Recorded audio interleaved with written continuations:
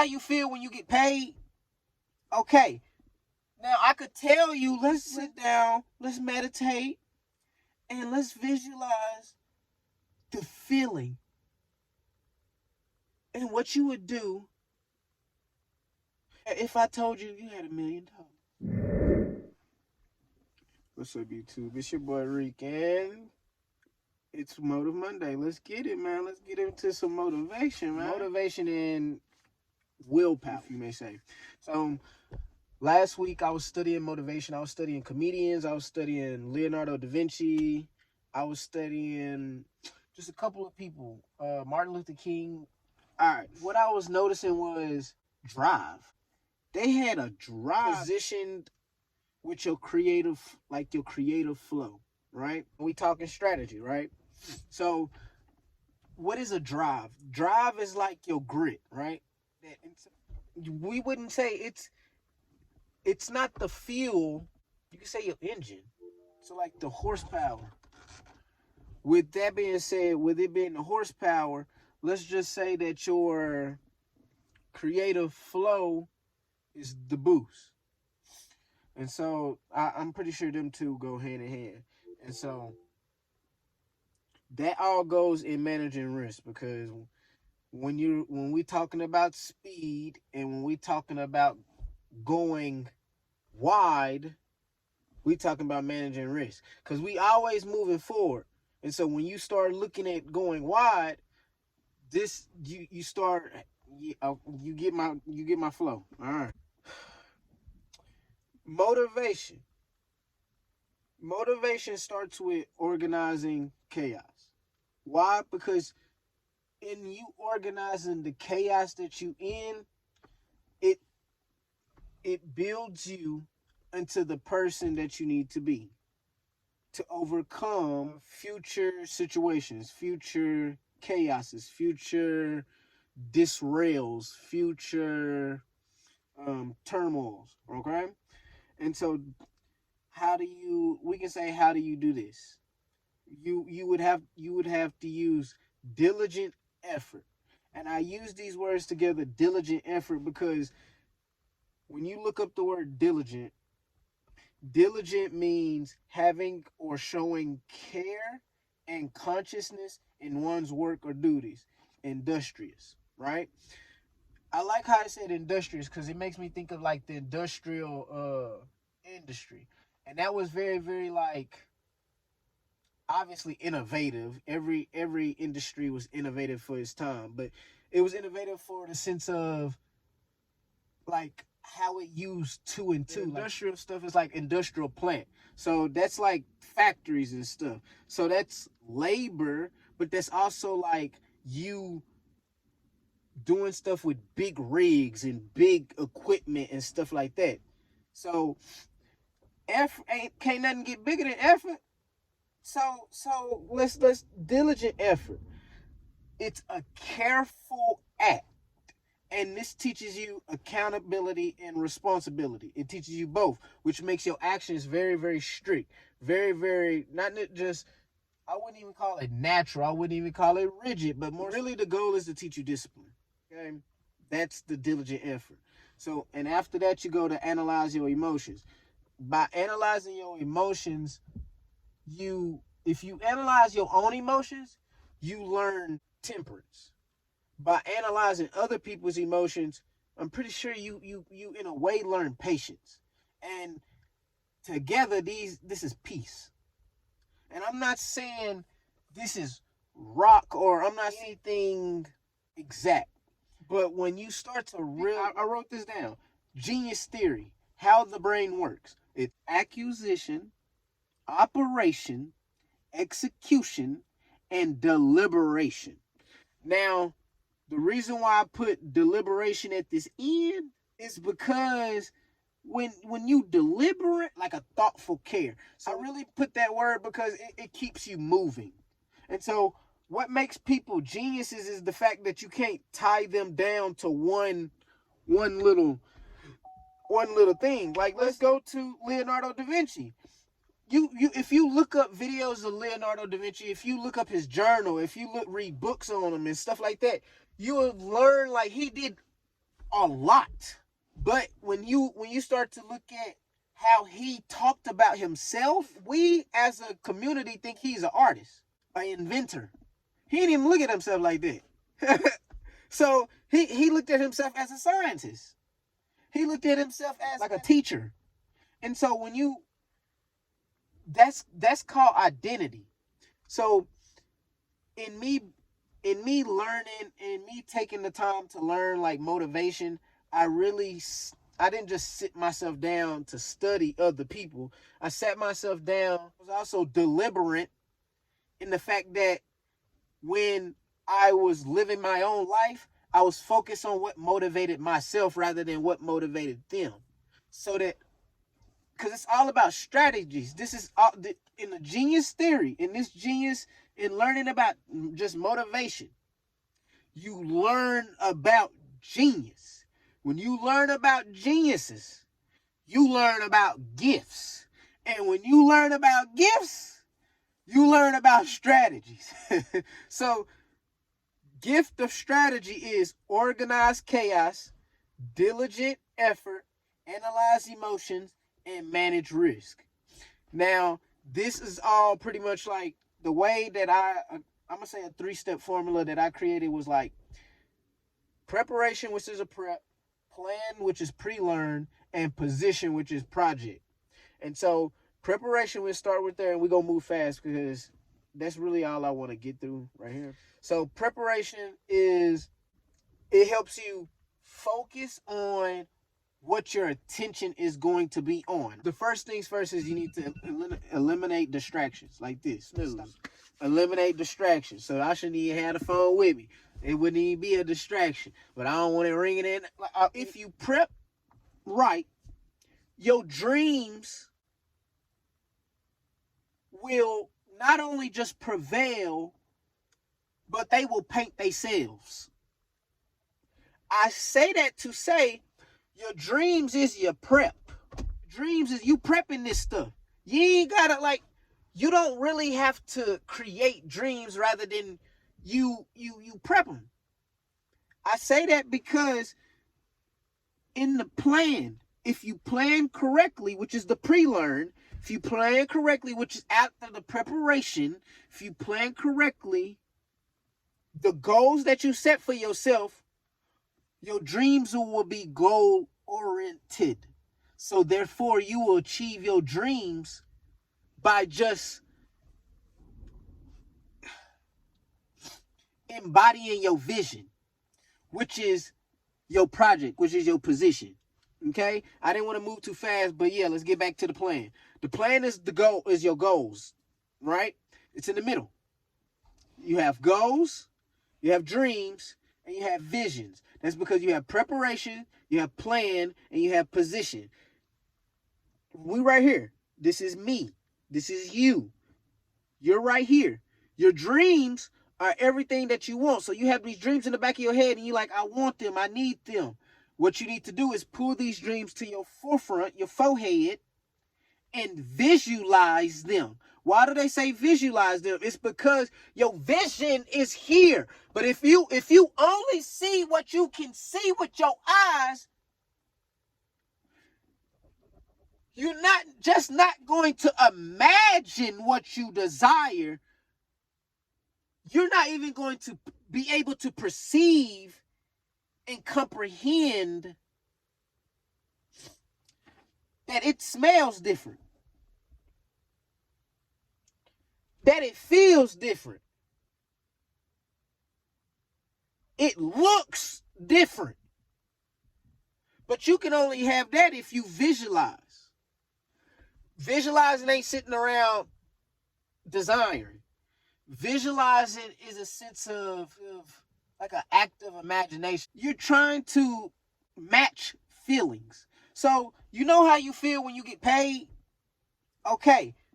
Now I could tell you, let's sit down, let's meditate, and let's visualize the feeling. And what you would do if I told you you had $1 million. If you looked in your bank account and you had $1 million, how would you feel? You know them. You know them videos. You know that type of like them type of trainers and that vibe. And you like, bro, what the family? What are you smoking? That's how. Cause this has nothing to do with law of attraction. This has everything to do with law of assumption. Why did I say that?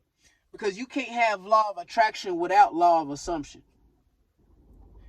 And if you are going to assume something, therefore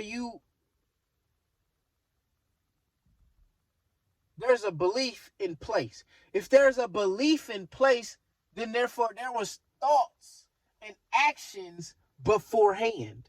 If there was thoughts and actions beforehand, therefore there were routines in plan. So what really are we focusing on? Yes, you want to make $1 million, but if you're not focused on, that's why they say if you can't imagine the lifestyle that you living and making $1 million, you can't live that. It's because it's embedded, just like your DNA. It's embedded in your routines. Because DNA, what is the routines of DNA? What is routines? Routines is, for us, routines is habits. For what was I going? For DNA and stuff, what is routines? That's behavior. So what we have to do is we have to be very, very mindful of what this is. It's called a body.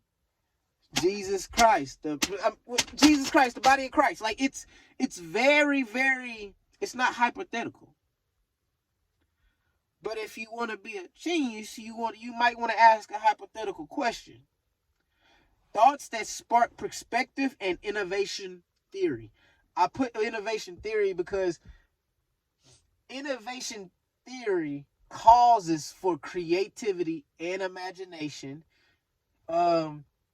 operation, acquisition. You got to eliminate distractions. You got to practice. You got to have direction. You got to be goal oriented. You got to be, and this is what I want to cut myself out real quick. Something I learned today. Honestly, I learned this today. Something very, very big that we have to understand is practice and performance. Not just knowing the names, not just knowing their definition, but you must know their difference. Like the frequency. Like, and what I mean, what is frequency? That just means feeling. I mean, well, you could just say it's sound. And then you can say vibration means feeling. Like to me, it's all the same. So when I be using these words and stuff, instead of just going friction, vibration, rhythm, pattern, instead of going down the line like that, I try to look for stuff like innovation, eternity, a limited sight, vision. You get what I'm saying? Like words like that. But back to what I was saying. You have to break down, and this comes from practice, which is why you have to break down the difference of practice and performance. Practice and performance. You can study athletes, but if you're already an athlete, don't study. You can do what you want. But if you're already an athlete, why are you studying other athletes? Study yourself. Study yourself and study people like artists, people like creatives, people like who do Rubik's Cubes and do puzzles and stuff like that. And so you watch how they practice, you watch how they perform. Why? Because once you see their identities in both of those situations, you start to understand, gives you a pass to how you can act. Now, I'm not saying you can watch a movie and be like, You see John Wick breaking people's arm and fighting 30 people, and you get that little rush, that little dopamine rush. You get that little, oh, I got this, babe. Back up. I got, and then your nose on the side of your neck, or you looking like that. But yeah, so don't you gotta. That's why you analyze emotion, and you be like water. You be like water. You be like water. So you focus your routines that you need to focus on. If you really practice in performance, eliminate distractions so that you can see your dreams clearly. Plant your goals accordingly, but in line, like goal after goal after goal after goal, in line for your vision. What is your vision? Your vision is your lifestyle. So the life that you want to live. This is your ultimate project. Your routines that you need to focus on is your sleep cycle, journaling, affirmations, and self-discipline. These 4 things is some stuff that I was just like, that's Rudy poop. And I wasn't going to make this video too long, but now I got to really get into this, because I'm not even going to show you how I'm building conviction. I'm not even going to show you how it's inclusive intensity, it's intended integrity. I'm not even going to show you how it's lucid expendables. I'm not even going to tell you about disciplined accuracy. Like, I'm not even going to tell you about brainstorm, project development, and then the complete, like, that strategy. Like, this is just this is all I got from Leonardo Da Vinci and studying motivation. But back to routines. I'm going to spend like 3 minutes on routines. So, genius. People who are genius, they're pretty much polymaths. What is a polymath? Polymath just means a wide range of knowledge and abilities. So you're able to do a lot of different things. You have different skills. What does this really mean? This means that you're able to not just cook and clean, and I'm not saying it like that, but you can't just, it's not just cook and clean, but you're able to get out in the field and like utilize the skills from cooking and cleaning and all of the, not just the motions and that type of skill, like the fine motor skills and the gross motor skills, but you're able to understand the cognitive function. So the underlying fundamentals of behavior, action, consequence, antecedent behavior, consequence, stuff like that. All right? And put 2 and 2 together so that you can form. This only happens by asking yourself hard questions. Not soft questions, hard questions. You ask yourself hard questions about soft skills. Why did I say hard questions about soft skills and not hard questions about hard skills? Hard skills is like marketing to me, project development to me, data collection, research development, like the big stuff, like administration and leadership. But like for real. But soft skills would be like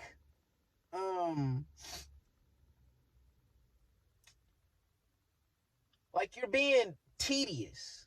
Like you're being very tedious. Like, how can I?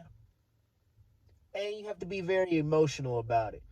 Not even just saying emotional, like just emotional where you're trying to invoke a feeling, but in yourself. So you ask yourself questions, because if you look at these people's journals, the people who we call geniuses and the people that they was very vulnerable with themselves. So what does that mean? They was very true to themselves. They was very honest. The only way you could be like be like that is if you have true clarity of who not only you are, but who other people are. And so therefore you're watching a lot of people. You're very observant. But in you being observative, you have to be a documenter, because in you that's how you articulate. You don't, like, I'm pretty sure everybody who's a genius has a secret, not just a secret journal, but like has books, bucals and bucals of just notes. Cause it's like, what else am I do? You telling me this tree is just here and it's standing? I could talk so much about it. I could talk about its color. I could create a movie about it. I could create a story about it. I not only can create a story about it, I could cut it down. I could build a house with it. To make a long story short, these routines help you with inspiration overload. Literally. Your sleep schedule, journaling, affirmations, and self-discipline helps you with inspiration overload. Why? Because, for one, when you're looking for inspiration, you can look to anybody for inspiration, but for me personally, when I'm looking at inspiration, I look at artists, scientists, and inventors. Artists, they build dreams, and their desire is to create. So artists, you have a blank canvas. Scientists, you test dreams. Didn't we just say before that dreams is the preparation? So if you test in dreams, scientists already know this formula of dream goals vision, of preparation plan position. So scientists test dreams. Why? Because their desire is to collect. What are they collecting? Projects. Which project is your position? Last but not least is inventors. Why do you study inventors? Because inventors have not just a way with words and a way to communicate. They have a way with playful curiosity. Like when I tell you they're philosophers, they are philosophers because they are always before their time. They're always creating something that we're gonna need later. Like we don't even got sliced bread yet, but we got a toaster. We ain't got nothing to toast. Like sliced bread ain't been invented yet. We ain't got nothing to toast, but yeah, this tight. It's tight. You feel me? There's the playful curiosity. Why is it playful curiosity? It's a playful curiosity because their desire is just to learn. That's it. That's it. All inventors are true kids. They're real life kids. All scientists are old men with long beards. They've been here before. And all artists are just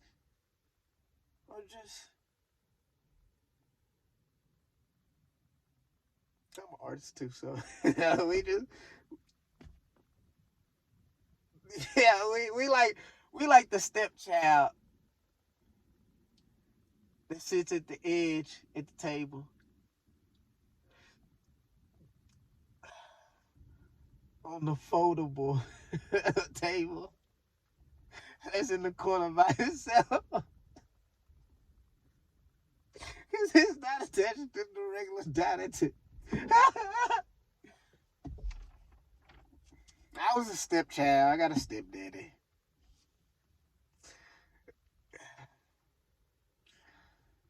Bro, I can't wait to just talk with y'all, like, podcast, like, because I got so much I want to explain to y'all about, like, how my brain works and how I be thinking and, like, just stuff like, if I could ask, if somebody was sitting right next to me and if I asked you, you'd be like, bro, you really, I don't know, like, you know, that's what you would do with a pickle, but more so like,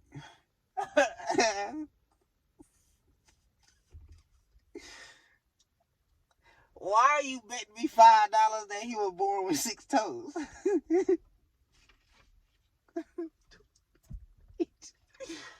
I mean, he just looked like he could climb. No, it's just, my mind just, it be all over the place.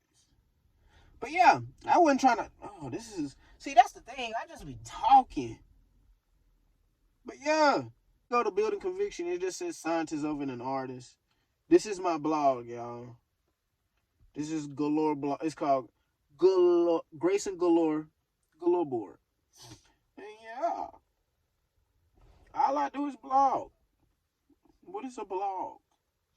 To me, a blog is my thoughts and opinions and ideas on situations, subjects, and expectations of the world. And then I classify them, categorize them, and concern about them.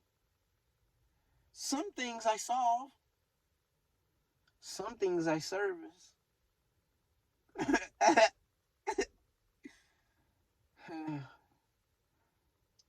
Some things make me ball.